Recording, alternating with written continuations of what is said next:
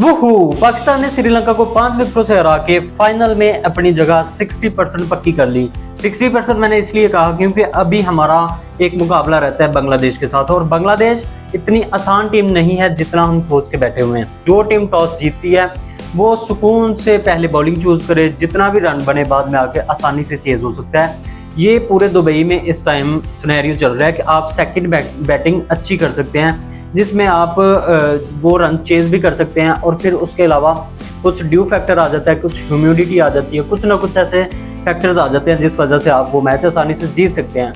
इसी सब को मद्देनजर रखते हुए जो बांग्लादेश की बॉलिंग लाइनअप है उस पर मैं बात करना चाहूँगा। आज वाले मैच में मैं सारी बात करूँगा डिटेल्स में, लेकिन पहले बांग्लादेश वाले मैच की जो अभी टेंशन पड़ी हुई है कि हमने आगे फाइनल में क्वालिफाई कैसे करना है, क्योंकि बांग्लादेश का एक मैच इंडिया के साथ है। आप सोचें, मतलब इमेजिन करें अगर इंडिया को बांग्लादेश हरा देता है फिर तो वो पक्का फाइनल में जा रहा है और पाकिस्तान बाहर हो जाएगा, लेकिन ऐसा नहीं होगा। इंडिया उनसे डेफिनेटली जीत जाएगा। टेंशन की बात ये है कि पाकिस्तान उनसे कैसे जीतेगा, क्योंकि बांग्लादेश इस टाइम 4 प्रॉपर बॉलर्स के साथ जा रहा है और वहाँ पे बॉलर्स की ही चल रही है। आज आपने पाकिस्तान की बॉलिंग देखी जिसमें शाहीन ने 3 विकेटें ली, अच्छी रिदम में लग रहा था। उसके बाद हारिस रऊफ ने 2 विकेटें ले ली। इवन हमारा जो ऑलराउंडर है जिसको हमने पिछले इंडिया के मैच में एक भी ओवर नहीं था दिया, हुसैन तलत, उसने 2 विकेटें ले ली।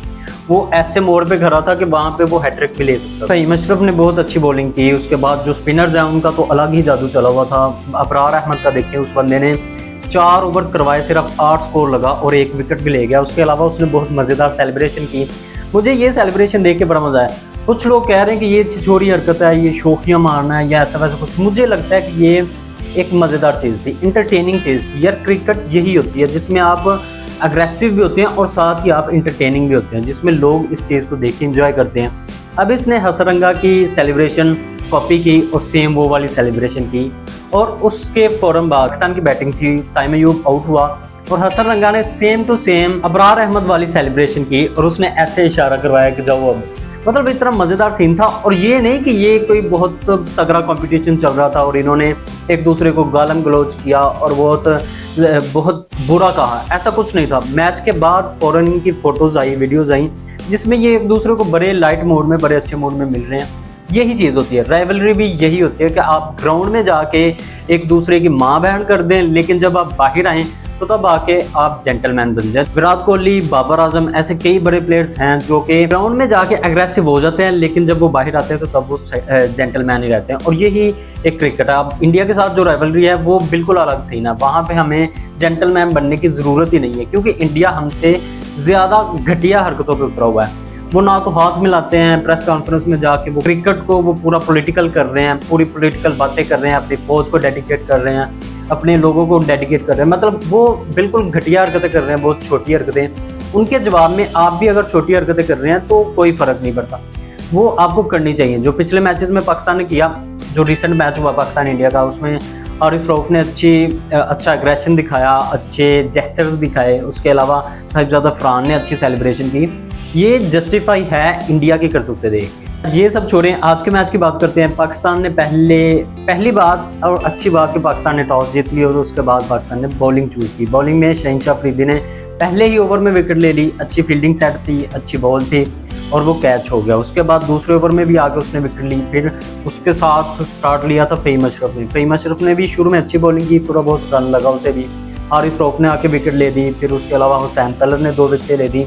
ऐसे हमारे सारे ही, आज इवन जो हमने पिछले मैच में गलती की थी कि हमारे कैप्टन ने बुरी कैप्टनसी की कि साइम अयूब से पावर प्ले के अंदर ही 3 ओवर करवा दिए थे, वो आज गलती पाकिस्तान ने नहीं दोहराई।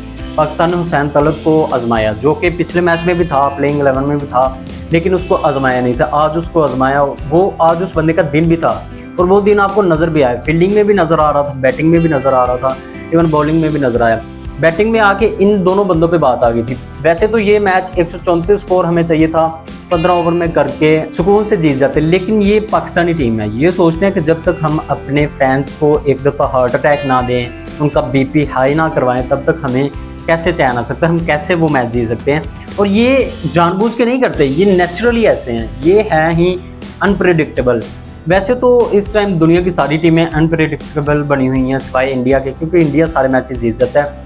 लेकिन जो पाकिस्तान टीम है वो कोई अलग ही लेवल की अनप्रेडिक्टेबल है, जिसमें आप देखें पहले 5 ओवर बैटिंग देख के लग रहा था कि पाकिस्तान ये मैच बड़ी आसानी से 10-12 ओवर में ये स्कोर चेज कर लेगा और जीत जाएगा बड़े मजे से, क्योंकि हमारा ओपनिंग पेयर साहिबजादा फरहान और फ़खर जमान ने आके बहुत अच्छी बैटिंग शुरू की थी। उसमें चौके छक्के भी लग रहे थे, लेकिन जैसे ही 4-5 ओवर खत्म हुए, स्पिनर्स आ गए श्रीलंका के और हमारे बैटर्स कांपने लग गए। लिटरली ये बंदे कांपने लग गए। उसके बाद ऐसा गंद करने लगे।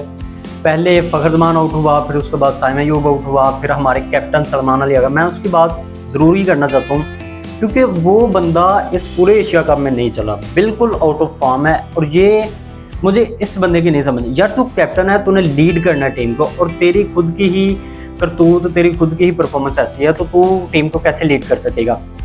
अब जो हमारा सलमान अली आ गया, इसके अलावा 2-3 बैटर्स और हैं जिनको या तो छुपाया जा रहा है या फिर बहुत गंदी परफॉर्मेंस दे रहे हैं। हम जीत रहे हैं मैचेस, लेकिन छोटी टीमों से जीत रहे हैं, और उसके साथ साथ हम ऐसे जो हमारे फ्लॉज हैं, जो हमें कमियां हैं, उनको छुपाई जा रहे हैं। जैसे सलमान अली आगा का रन ना करना, साइम अयूब का रन ना करना, वो पूरे एशिया कप में देख लें। उसके बाद मोहम्मद हारिस का रन ना करना, उसको हमने वैसे तो पता नहीं किस लिए रखा हुआ है, क्योंकि कभी आप उसको पहले दूसरे नंबर पे भेज देते हैं, फिर 8वें 9वें पे, और कभी किसी मैच में भेजते ही नहीं उसको बैटिंग पे। उसको मुझे लगता है कि उस बंदे को छुपाया जा रहा है, उससे बैटिंग कम करवाई जा रही है कि अगर तू गया तो तू वहाँ पे जाके एक्सपोज हो जाएगा। मुझे लगता है, जो मेरा ओपिनियन है वो ये है कि आपको चाहिए, आप इतने ज़्यादा ऑलराउंडर्स पे इन्हिसार करने के बजाय आप एक प्रॉपर बैटर डालें, जो कि अगर आप कहीं पे क्रम्बल करते हैं, आपकी टीम कहीं पे लगातार 2-4 आउट होते हैं, तो उसके बाद एक बैटर हो जो कि आके इनिंग संभाल ले, जैसे आज नवाज और हुसैन तलब ने किया। दोनों ने बड़ी मज़ेदार एंड पे पार्टनरशिप लगाई। वैसे तो 80-90 स्कोर पे पाकिस्तान के 5 आउट हो चुके थे। एक दफ़ा हमारे पसीने छूट गए थे, हम समझ चुके थे कि ये मैच हमारे हाथों से निकल गया, लेकिन वहाँ पे आके हुसैन तलब और नवाज ने अच्छी पार्टनरशिप लगाई और मज़े से, मतलब कोई ऐसा प्रेशर भी नहीं लिया, कोई वो इतने शौक में भी नहीं गए, इतने शैल में भी नहीं गए, और साथ साथ वो स्कोर भी करते रहे। एंड पे पाकिस्तान आसानी से जीत गया। शुरू में जो हरकत थी वही अगर चलती रहती, पाकिस्तान 12-13 ओवर में ये मैच जीत सकता था, लेकिन मिडल ओवर्स में अभी भी पाकिस्तान का मसला है। मिडल ओवर्स में ना तो हमसे बैटिंग हो रही है, ना ही मिडल ओवर्स में हमसे बॉलिंग हो रही है। अच्छी बात यह है कि पाकिस्तान के पास अब बहुत अच्छा मौका है फाइनल में जाने के लिए, और फाइनल में जाके आपका फिर से इंडिया के साथ मुकाबला होगा। फाइनल का सोचना भी छोड़ देते हैं, क्योंकि वो मुझे नहीं लगता, मुझे खास उम्मीदें नहीं हैं पाकिस्तान से। लेकिन उससे पहले जो हमारा बांग्लादेश के साथ मैच हो रहा है, उसमें बांग्लादेश के पास भी कुछ एज हैं और पाकिस्तान के पास भी। बांग्लादेश के पास ऐसा एज है कि उनके पास 3-4 प्रॉपर बॉलर्स हैं जो कि अच्छी बॉलिंग करते आ रहे हैं, और पाकिस्तान के पास ये एज है कि बांग्लादेश थका हुआ होगा, क्योंकि कल बांग्लादेश का इंडिया के साथ मैच है और उससे अगले ही दिन बैक टू बैक मैचेस हैं उनके, मतलब परसों उनका पाकिस्तान के साथ मैच होगा। तो एक दिन जब वो मैच खेलेंगे दुबई में, और फ़ौरन उससे अगले दिन जब वो दूसरा मैच खेलेंगे, तो वो थके हुए होंगे, वो मुझे नहीं लगता वहाँ से रिकवर कर पाएँ। पाकिस्तान के पास एक अच्छा चांस हो सकता है। वैसे तो बांग्लादेश के साथ ज़्यादती है कि इतनी गर्मी में, आज आपने गर्मी का हाल देखा था, सारे प्लेयर्स बिल्कुल वो भीगे हुए थे, बिल्कुल गीले हो गए थे पसीने की वजह से, ह्यूमिडिटी की वजह से। सारे प्लेयर्स, मतलब जो हुसैन तलत है वो तो बेचारा पता नहीं 2-4 बार गिर भी गया था।